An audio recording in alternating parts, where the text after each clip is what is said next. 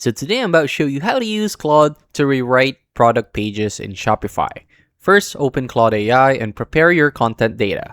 To fix boring, low-converting product pages without writing them all from scratch, open your Shopify dashboard, go to Products, and select the pages you want to revamp, and click Export as CSV. Open a new chat in Claude and click the paperclip icon to upload the product spreadsheet. Instead of asking Claude to just rewrite the descriptions, you need to give it an advanced e-commerce copywriting framework. Type a high-utility execution prompt like act as an elite conversion rate optimization expert and direct response copywriter. Review this product catalog and rewrite the main text for each item.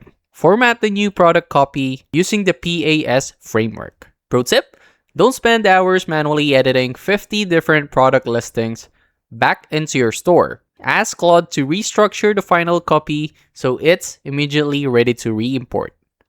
And that's it.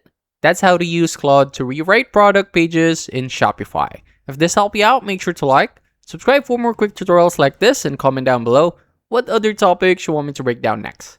I'll see you in the next one.